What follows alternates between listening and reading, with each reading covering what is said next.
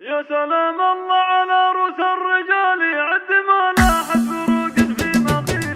يا سلام الله على روس الرجال يعد ما لاحت فروق فيما قيل. ربي يشفعنا دربنا الفعالي عزوتي اهل الكرم واهل الفضيله. اجتمعنا والتقى غالي بغالي في ليالي العيد والفرحه جزيله.